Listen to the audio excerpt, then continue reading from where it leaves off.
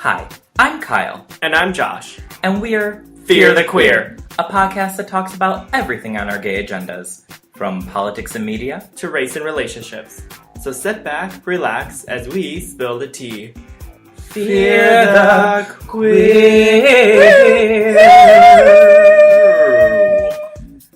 That was beautiful. That was good. I know. Thanks.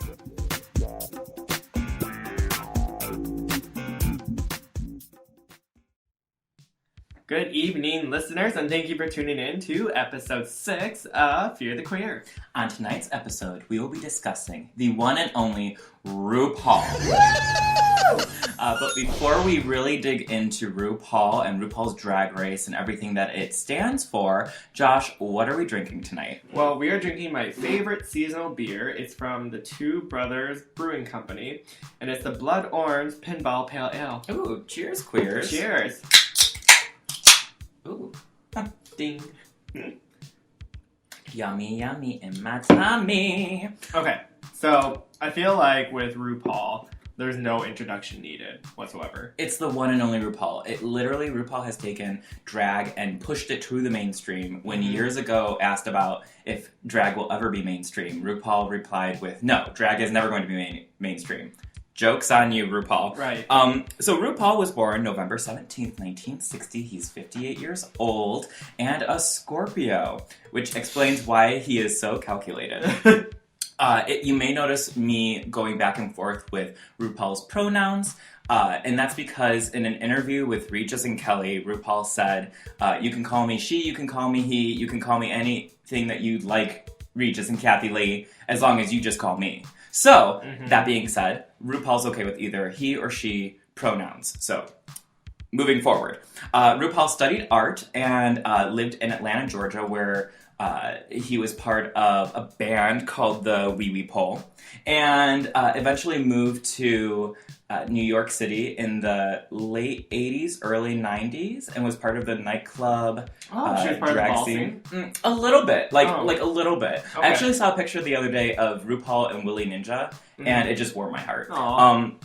But after kind of coming up in the scene of like nightclubs and stuff like that, we first see RuPaul in the B-52's Love Shack music video in 1989. Post that, RuPaul has had a huge career, albums, TV and movie spots, makeup collaborations, MAC Cosmetics. I mean, RuPaul has been a household name ever since I was a little boy. I knew who RuPaul was growing up, even. That's pretty big. I didn't really know who RuPaul was, but I did know the song Supermodel. Yeah. So if you better work. Yeah, I think everything. Now that RuPaul is the RuPaul of RuPaul's Drag Race, I think there's a lot. He's changed. She's changed. Yeah. So much has changed. Her empire has changed. It's become an empire. Yeah. To go from being kind of this like poor kind of artsy punk, like drag queeny nightclub kid to the business mogul that we have today is phenomenal. Yeah, for sure. And I think a lot of the mainstream success she has received in today's age is obviously with the show itself. Yes.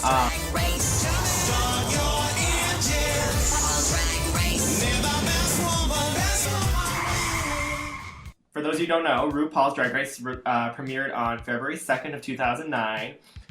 It was done with the World of Wonder production company for Logo TV.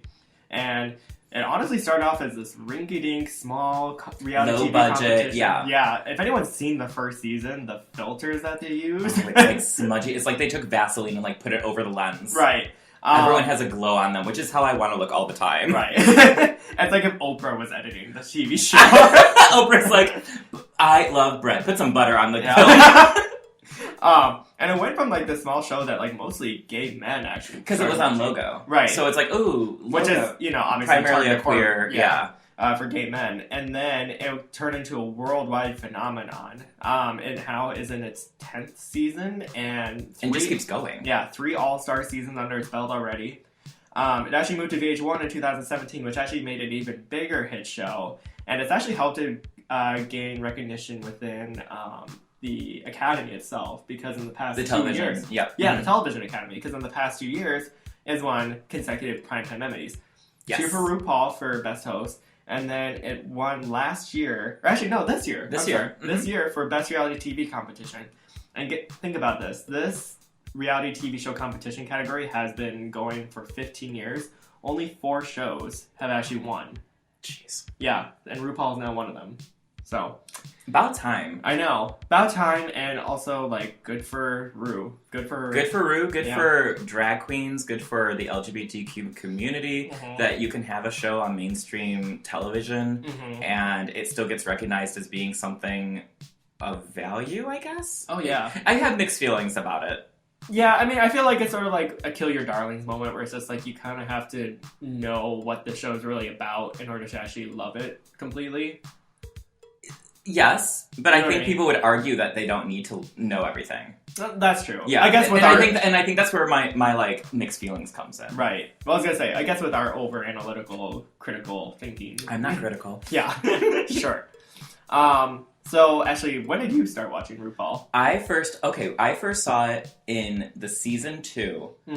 In season 2, and I was still pretty closeted. And I remember watching it, and my friend, also roommate at the time, Brandon, was watching it first, and we were just like, oh, cool, reality TV, and then it ended up being something that I thought was really interesting and dramatic. Yeah. But I remember at the time being, like, internally homophobic still, and being like, this is too gay for me. Right. And I remember watching season 7, and really enjoying it, and then season 8, I was dating someone who had never watched the show. He started watching the show a lot. Then we would go to the bars every week and watch it together, and it became this huge community thing. And it kind of that's where it's been for me. Is that you go to the bar and it's like watching the Super Bowl, but for the gays. Yeah, it really is. When did you start watching? And can I say, was it because I told you to? No, it actually wasn't. Ha! The first episode I actually watched was I stumbled across it on Tumblr one day. They had the whole episode uploaded for people to watch. And it was the episode in All Stars 2 where Fifi goes home. And I'm still going to be like, no, I told you to watch it. I can't get over it being... I'm like, it's not about me. Right. No, keep going. No, that was the first episode I ever watched, and I was so fascinated by it, because it's like America's Next Top Model meets Project Runway meets... America's Got Talent. America's Got Talent. Meets, like, Pride. Bad Girls Club. Meets Bad Girls Club, yeah. Meets, Pride. And I was just like, holy shit, this show is insane. And it was last summer when I decided, because you and our friend Matt were watching it at the bars religiously at that point. Yeah. And I was just like, okay, I need to catch up on we this. wanted you to come out and like enjoy it, and you came out, and... Yeah, and I now have every episode saved on my computer to watch at my leisure. Obsessive. We always have Drag Race brackets of every season of who we want to win. Well, I'm not a sport person. Right. I'm not sporty, so I'm gonna root for drag queens. Right. It's just like it's another alternative for like the Oscars for us of like how we can like do It's another gay thing. Right, yeah, basically. But yeah, I love the show. I love the fact that I would say that show has helped me develop into my own gay identity by watching other openly gay people who do drag, which is, for a lot of people is still a new concept. Yes. And watching RuPaul's Drag Race is their first introduction into what is drag. Right, which can be both liberating and also a problem at the same time. Right, because so the show started with kind of predominantly geared towards our community. Right. And now it's become, I don't want to say watered down. No. But it's definitely placating towards a different audience. It's a tamer version of what it used to be. I almost said it's a Tamar Braxton version. Yeah. Who has been on the show. Who's like a guest judge regularly. She's actually here right now. Welcome, Tamar. Hello. Hi. So I think, Drag Race is still huge today, but I think it's garnered a lot of publicity that isn't always a positive thing. Yeah. And where do we stand with it? Do we cancel the show because there's been, RuPaul has made transphobic comments? Do we cancel it because there is a race issue in the show? Or do we try to look past that and own it as like, okay, it's part of our family. Yeah. It's like when one of your family members misbehaves, you're like, okay, they're part of our family, we'll go get them. Okay, Sharon, calm down. Like, we gotta... Share needles? Share needles. Yeah. Well... Okay, so for those of you who may not watch the show or understand what we're talking about with problems with the show, RuPaul is probably the biggest LGBTQ show on mainstream television besides The Ellen Show. That's all. I would agree. And explicitly queer. Yeah, explicitly queer. Like, Yeah. Ellen, at the end of the day, is a talk show. Ellen is a talk show that happens to have a lesbian host. Right. With RuPaul, it's explicitly gay men who are competing for a crown. Well, not always explicitly gay men. Well, not always, but it's queer people competing for the crown. Right, Mm-hmm. and it's mostly gay men, Mm-hmm. which is actually what RuPaul was on fire for, because he explicitly said one day that he wouldn't allow transgender contestants to compete on his show. Openly transgender contestants, at least.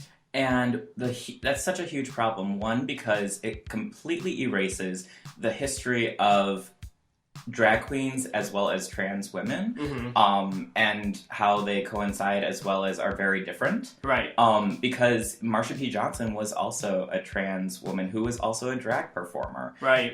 So how are you going to say that, like, no, you can't have both, when RuPaul, you wouldn't even have a show if it wasn't for Marsha P. Johnson? Right, exactly. Hilarious. And plus, also, too, if one of the biggest LGBTQ advocates on mainstream television is also being biased and transphobic. What makes you think that the average American is going to be like, well, they don't think transgender rights are okay. Okay. So we're going to say too. And they also get a different kind of idea, more specifically, about what drag is. Mm-hmm. That it's men dressing up as women. Now, traditionally, that has been the case for a very long time, but we're in a new time. I was going to say, we're in a new era. It's still a very political statement, drag is at least.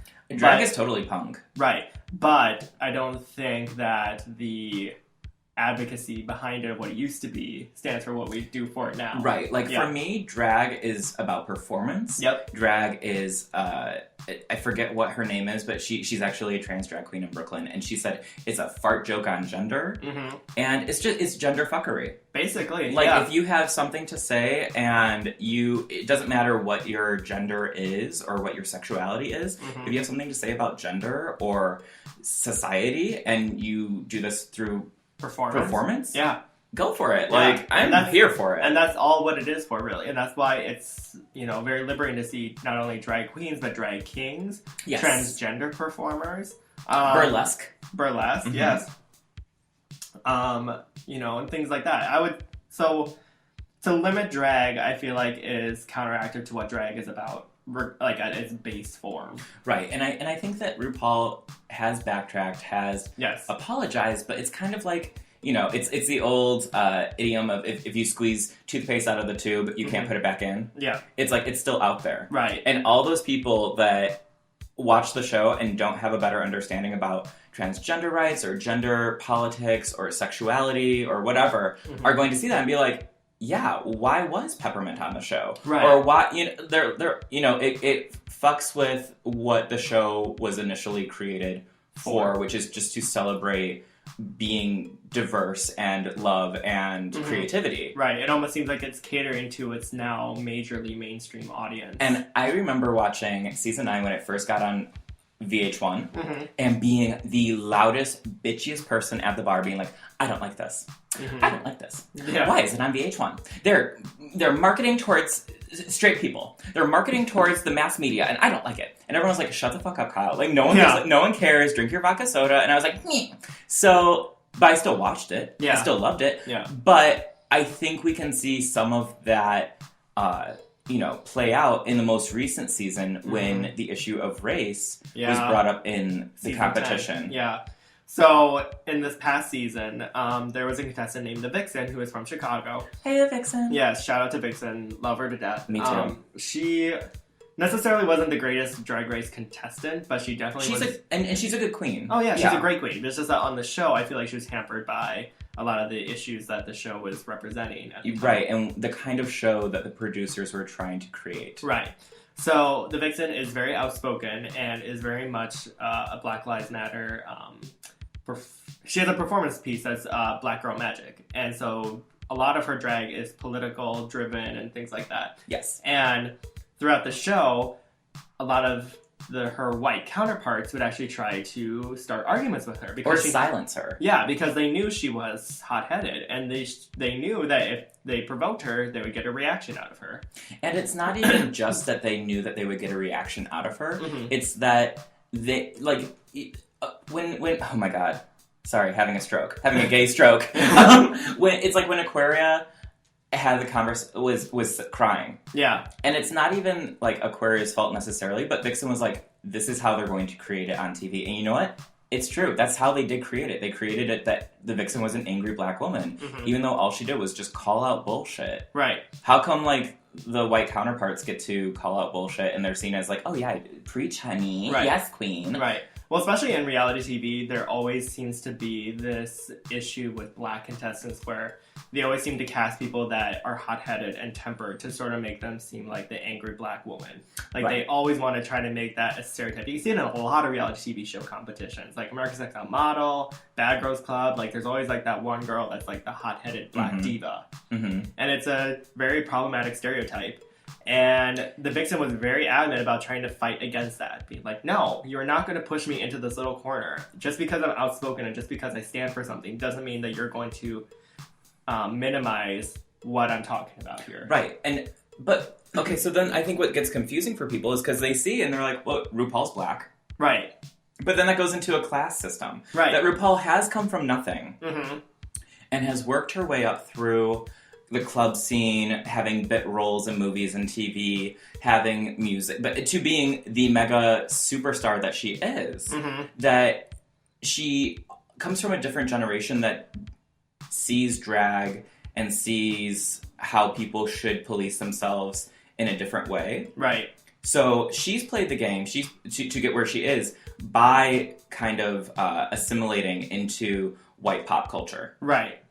Which in this day and age, I don't think that flies. I don't think it flies. And I think that when, like, the reunion of season 10, if you haven't watched it, watch it. The Vixen calls her out and RuPaul gets very defensive and very angry. And I will say watching that was the most upsetting thing I've ever seen in reality television. Wow, you don't watch a lot of reality TV, do you? No. Sorry, I have a life. But I was like, clearly you've never seen when Tiffany got spit on. Oh no, I saw the YouTube videos. Okay. I saw that. I do like her. But you're not though. Yeah. But that was very uncomfortable. Right. Because I feel like I sat there thinking like, Ru, what are you doing? Right. Because what a lot of people don't seem to understand is that by saying like, well, Ru is black, she can't be like racist. She can't be playing into that racist game. It's like, actually, yeah, she can. Right. RuPaul has now sort of become the 1% of drag queens. You know what I mean? She's like She's the most commercial drag queen. Right. Which is wonderful that there is a drag queen that is commercial in some aspects. And she's a woman of color. Yes. Yeah. But it's also super damaging to a community at large that still suffers from so many other things. Especially when she doesn't back them up. And she doesn't understand the anger and the hurt of where they're coming from. Even though she even said, I came from the same place she came from. Right. And it's still like, but Ru, you're still going to go after the Vixen? Right. Well, it's sort of like, you know, he's just not that into you. You know that phrase where it's just like, that's the exception, not the rule. Yeah. I feel like RuPaul was the exception. She's not the rule. Right. And Ru also, I think... In terms of black drag performers succeeding compared to their white counterparts. Oh, sure. And I think that Ru also, now that she's become so famous and is such a businesswoman herself, such a mogul, that she benefits from the silencing of queens of color. Oh, yeah. And also from trans women. So, like... She sort of, like, positioned herself to be, like, a spokesperson for both, even though she doesn't really represent them anymore. Right. It's frustrating because there's one side of me that loves RuPaul for the way that she makes me feel when I watch the show, for who she is as an entertainer and as someone that... And everything that she has actually provided to the LGBT community. I don't want to take that away from her. I don't either, and I won't. But I will say that I think that recently it's been frustrating and sad and mentally draining. Right. Like, season 10... was really uncomfortable. Oh, it was so uncomfortable. Yeah. basically what I would just like is just the fact that because she is in such an elite power position, to take on some responsibility to educate the masses on something that most people don't really understand and know about like we do. Right. And I've even had people within the community be like, well, okay, but isn't drag just women dressing up in, or just men dressing up in women's clothes? And I'm just like, or people thinking like, don't you think you're overthinking it? And I'm like, you know what? People create entire fantasy leagues of football. People, watch CNN constantly for politics. Right. Like, pop culture, like, you can't diminish it. Like, it actually integrates into your life, and it sort of shapes of how you view things. Well, and I think pop culture is also just a reflection of what's happening in the society as a whole. That's true, yeah. So as LGBTQ queer people, that was kind of like, LGBTQ queer people! Yeah. We're gay! We're super gay! It's like, the queer. Yeah. We're queer squared. Oh, that would have been a good name for a podcast if it, Queer squared? Queer squared. Like, Squarespace, but for gays. Sure. Sure, Jan. Yeah. Second time I've said sure, Jan, tonight. And also, RuPaul, like, side note, RuPaul was in the very Brady Bunch movie or whatever. That's true. So, we're keeping it relevant. Quick side note. But as LGBTQ people gain recognition in society for the rights that we deserve, so does the show. And so does other shows and movies and music that represent the community. Right. I think rather than silencing so many beautiful aspects about our community, it should take some responsibility in the fact that it should embrace all the things that we encompass and then release it to the masses, because if the masses are already eating up RuPaul's Drag Race, this is probably going to be the easiest spoon for them to swallow. Oh, yeah. If we include transgender queens, if we include... I always swallow. Spitters are for quitters. Sorry. She was having a real moment, and I was just like, I have this inside of me, and I can't let it go. Anyway. Start over what you were saying. Moments ruined. Kyle swallows, y'all. Just kidding, I don't get any. Okay, so, despite all that, obviously, we both love the show to death. And respect RuPaul for what RuPaul has done. Right, totally. And, even though we have issues with it. Right, but I'm still going to be in that bar every Friday night cheering on every queen that I love to death to watch The Crown, Well, what's your favorite season? My favorite season is... Of Drag Race or All-Stars? Because I put them together. Yeah, me too. My favorite season is season 6, with Bianca Del Rio. Yes! I think my favorite All-Star season is All-Stars 2, because I think All-Stars 2 is just peak RuPaul's Drag Race. All-Stars 2 is the best TV that came from RuPaul's Drag Race. Oh, yeah. Like, nothing can really top that. It's so good. The reason why I chose those 2 seasons in particular is because they have a lot of queens on there that I identify with. And, again, All-Stars 2, that was the very first episode that I watched. It was this... True. Yeah. It was the episode where... You're always going to remember your first. Yep, exactly. I think that speaks a lot to a lot of people who watch RuPaul's Drag Race. A lot of their favorite queens and a lot of their favorite contestants are the people who they see themselves in. Yeah, who's your favorite? Well, my favorite is Tatiana. Thank you. Thank you. She was the first queen I saw that was just like, oh my god, she is fucking stunning. And then you told us, and we're like, she's from season 2. We're like, that's a really old... Have you watched that? And you're like, no. I know. But you loved her, so I'm like... Oh, I know, I loved her. I think she's witty, so funny. She's great at the lip sync. She's so fucking pretty. So beautiful. And then my other favorite is Aja. Okay, sis. Yeah, from season 9. Again, great lip syncer. Give her a lip sync challenge. Give her a dancing challenge. She will fucking tear the house down. She's on death drop. And for someone who, identifies as a spunky person who likes to dance, obviously That's you. Yeah, and they're both women of color, so I'm going to relate to them, obviously. True. And your favorite is you can say her name. Trixie. Trixie Mattel. Yeah. I will say that Trixie Mattel is my favorite, even though she shouldn't have won All-Stars 3, and that's not a read on Trixie, it's just because Shangela should have won. I know, poor Shangela. She's doing great. She's in A Star is Born. Yeah. Just not her star. Shangela is also in my top 5, so... Okay. Yeah. Anyway.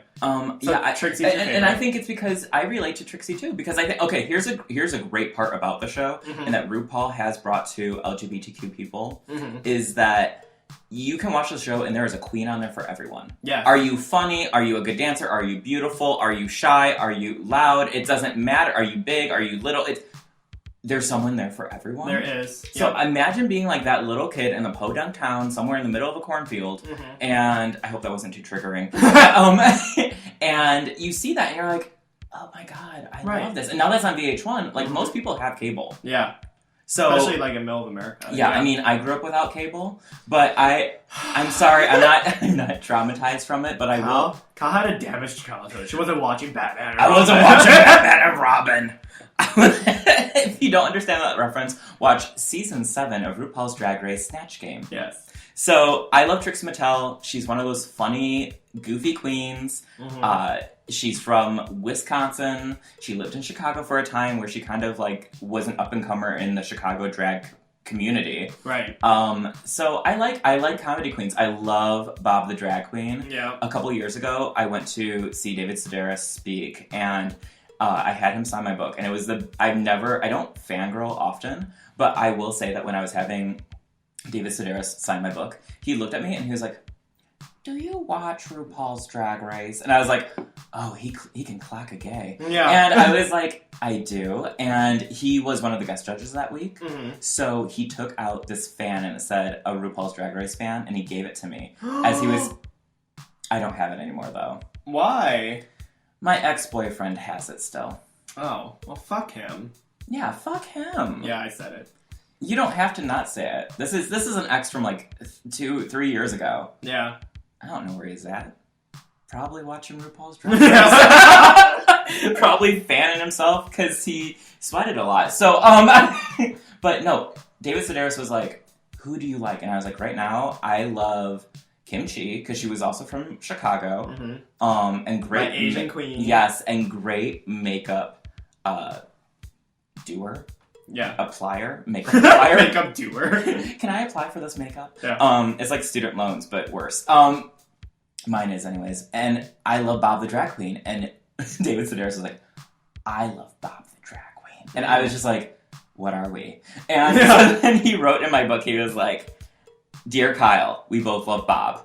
David. Yeah. And I was like, thank you so much. And I tried to keep my cool, and I literally pushed my boyfriend at the time out of the way and ran to the bathroom and like pressed myself up against the wall, had tears come to my eyes, and I was like, I think I'm famous too. And like I was like, we both love Bob the Drag Queen, and I love David Sedaris, and I got a little off topic there. My apologies. But such a drama queen. But I love Bob the Drag Queen. Also funny. Also a good winner. I love queens that either are very, very funny or can like do a triple sow cow into a split and do a backflip at the same time and death drop. Right. I love those. Not that I relate to that, because if I fall, it's on accident. But if I'm death dropping, it's because it's on ice. Right. But I think that there's something for everyone. Back to Kimchi, though. Yeah. When that season aired, she was voted in like the top 10 or something on TV Guide's most relevant television characters at the time, because no one had seen a like chubby gay Korean on TV. Right. That was good. That was not a stereotype. That was like something that people wanted to watch and wanted to root for. It was such a positive. So thank you, RuPaul, for that. Right, I was gonna say, because when RuPaul does it right, like, there is great moments of representation within the show. Yeah. Like a Korean drag queen. Who would have thought that would have happened? Who's slaying the competition. Right. A drag queen that comes out as transgender on the show, Peppermint. Right. Or even Monica Beverly Hills. Wait. Carmen Carrera. Yeah, Carmen Carrera, yeah. And a new contestant competing on All Stars 4. Gia Gunn. Yeah. So yeah, despite what we talk about with problems with RuPaul, I absolutely love RuPaul's Drag Race. And I would encourage people, maybe if you haven't watched RuPaul's Drag Race, to take what we say and just now kind of view it with that lens of being like, okay, so they were talking about how Ru has an issue with like, or has, I guess, a complicated relationship, Right. given her comments with the trans community. Right.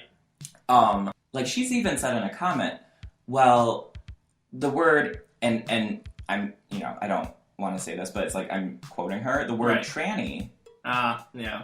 is used also for transvestite and drag queen. While that's true, Yeah. we've grown as a community and like, as a society. That's a very outdated term. It's an outdated term. And just like we grow in different aspects when it comes to gender equality and racial equality, we should grow when it comes to recognizing terminology that isn't relevant anymore. Right. Because I feel like there's a lot of people in mainstream America who are still a little behind with how the LGBTQ community speaks to one another, identifies with one another, talks to one another, and things like that. And it gets tiring because if you don't know or have like if you're not friends with like a queer person and you come at us and you're like, yes, queen, hey sis, you're shut up. I don't know you. We're not in the club. I'm not your sis. I don't know you. Now, if Josh does that to me, I'm gonna be like, yes. Right. But that's because we're friends. Right. But that's a totally different topic. It's a different topic, I know. The purpose of it is the same, that like the show should keep up with the times. Its community. Yeah. In order to be a positive representation of Middle America. For Middle America. Yeah, for Middle America. I was about to be like, I don't see any Magna hats on there.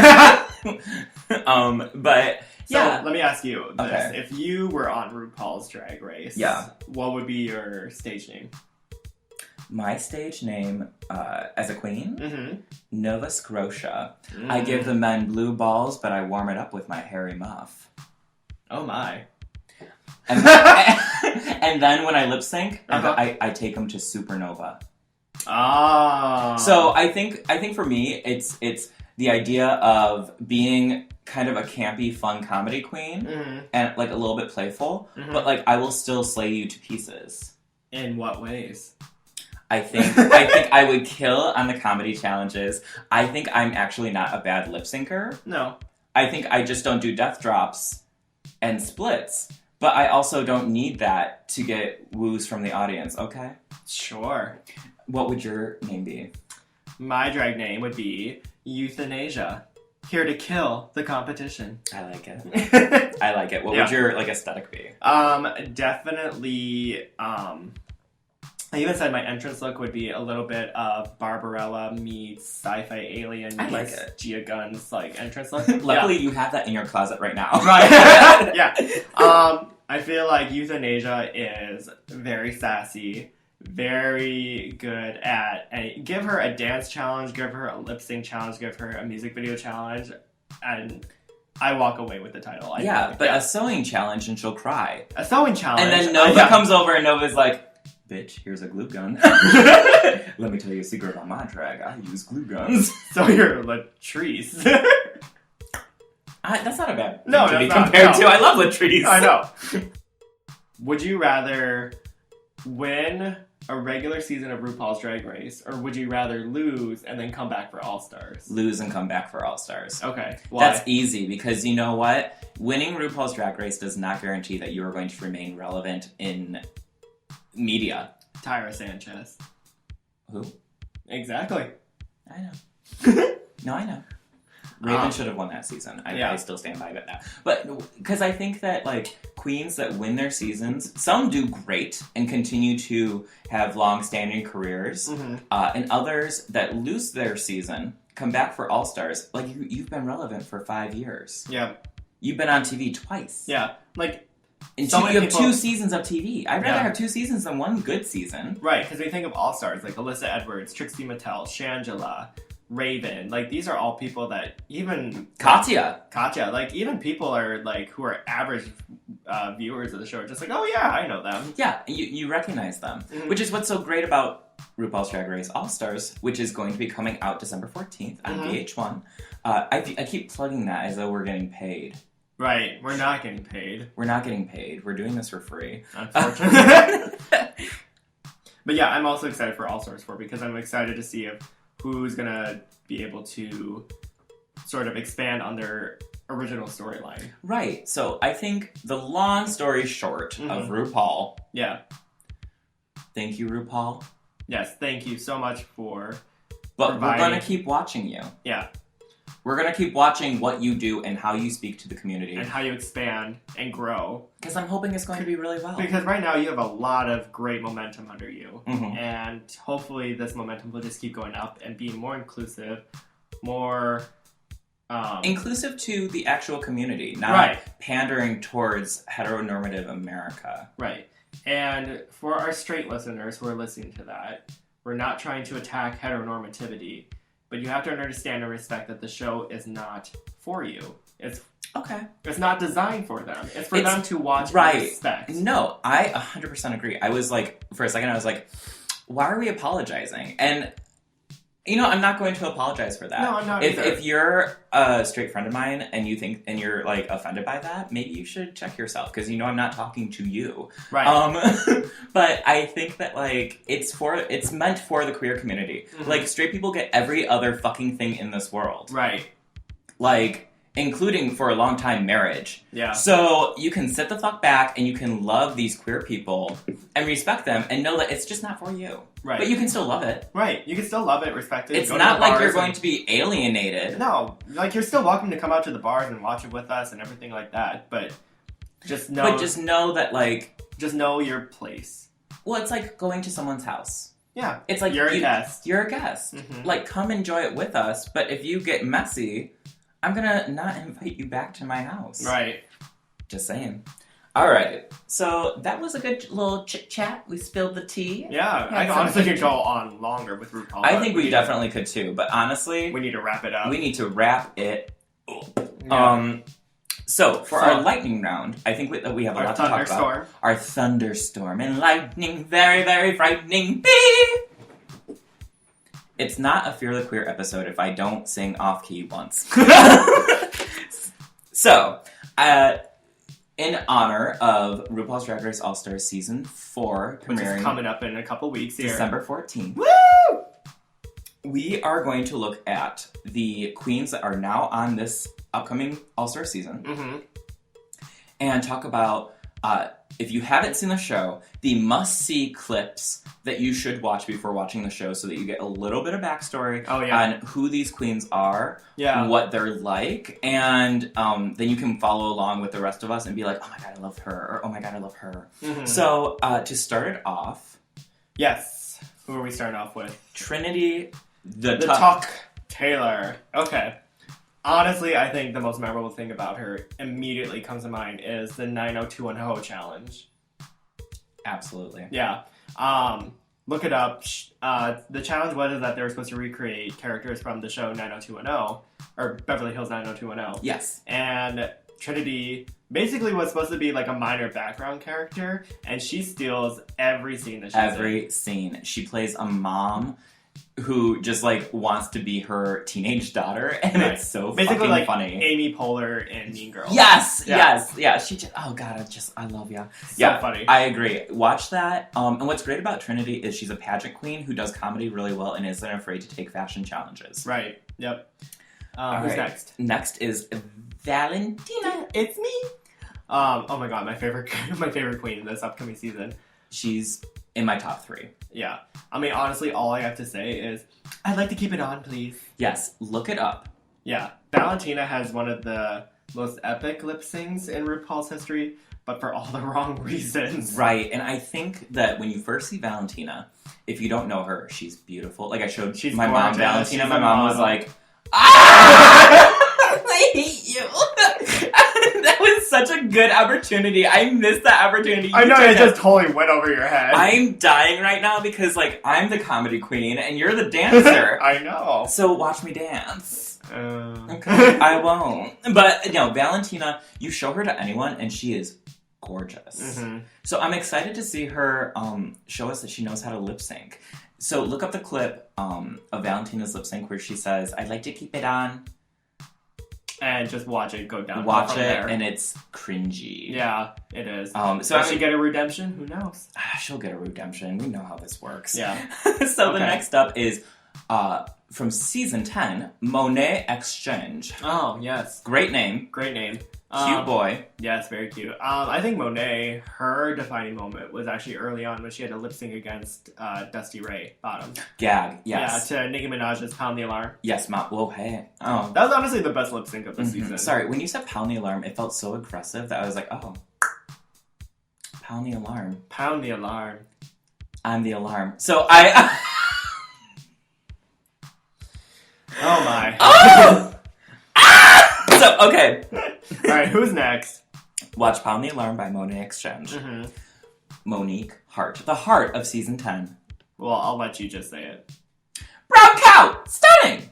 Yeah. Look it up. That's all I have to say. Yeah, just look it up. Basically, she is... We don't okay, I'm not going to explain. I'm not going to gay-splain to you. Yeah. You're going to just have to look it up, honey. Yeah. Okay, so next is Latrice Royale, Latrice. who has already been on All Stars 1. Yes, she's season 4 contestant, All Stars 1 contestant.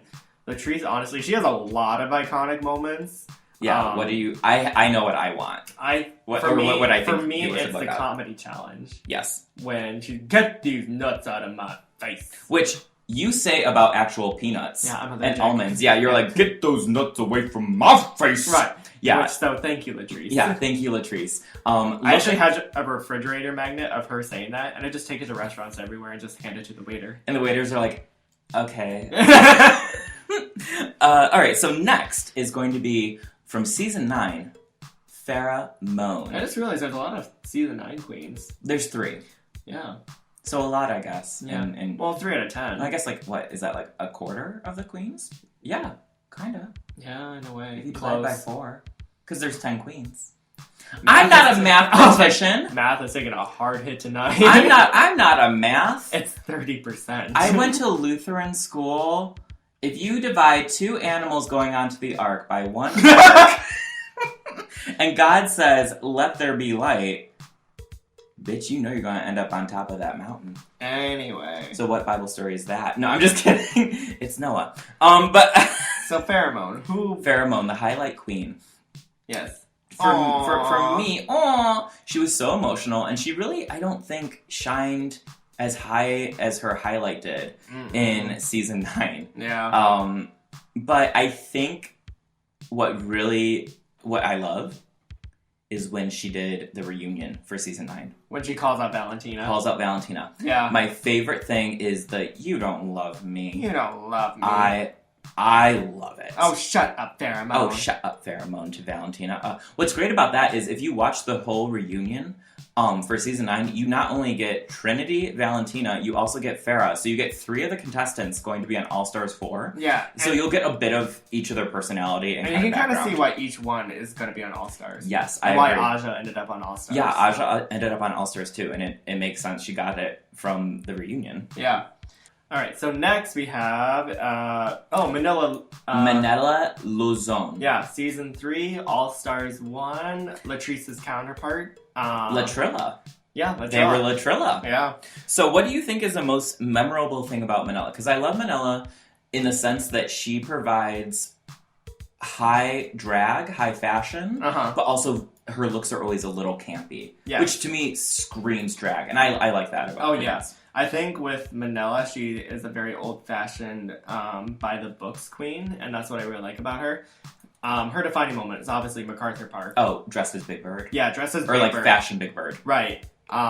When her eyes cross into the... Meme-worthy. Yeah. It was just like, oh my god, that'll go down into the books. I love it. I'm actually kind of excited to see how she's going to come. Her and Latrice, since they're the older queens. I'm excited. I'm interested. It intrigues me. Yes.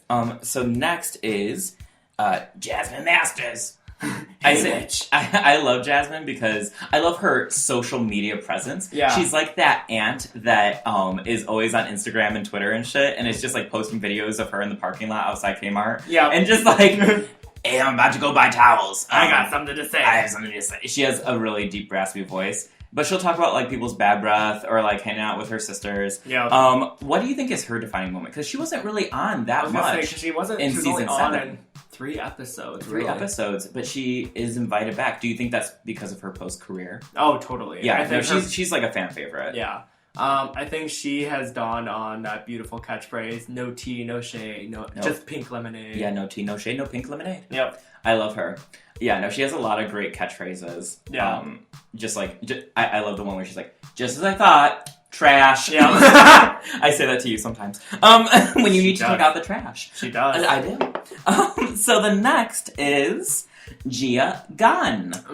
Fresh off the boat like fresh tilapia. It's her entrance, right? Yeah. I think that if you just Her coming in with those giant hula hoops, like, for a purse. Oh my god. Iconic. So good. I loved it. No, so good. I love it. I'm so excited. Gia Gunn is the first openly trans woman going into the show to compete. So we've had contestants before who have come out on the show as they're competing as transgender. Or post the show. Right, or post-show.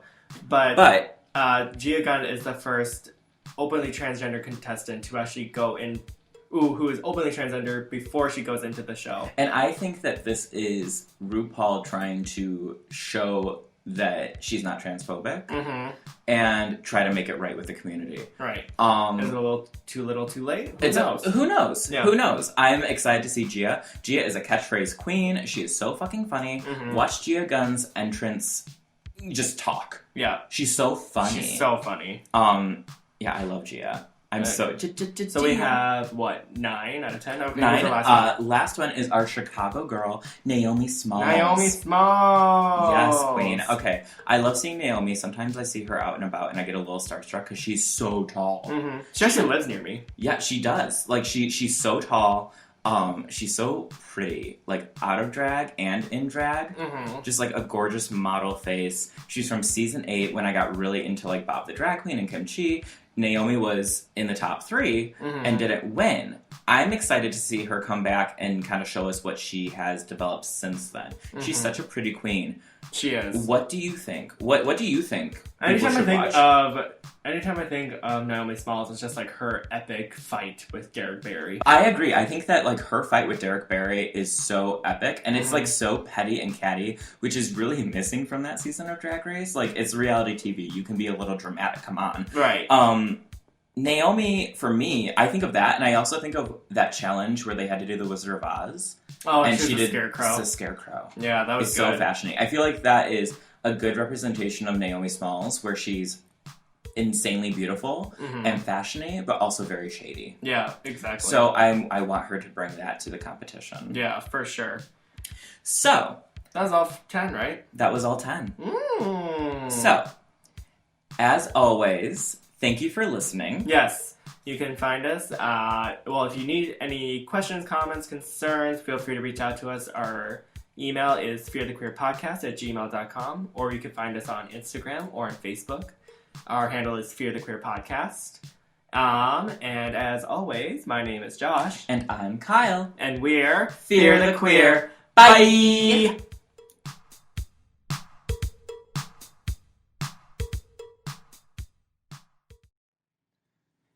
Good evening, listeners, and thank you for tuning in to episode 6 of Fear the Queer. On tonight's episode, we will be discussing the legend. Fuck! No, restart it. Okay. I hate it.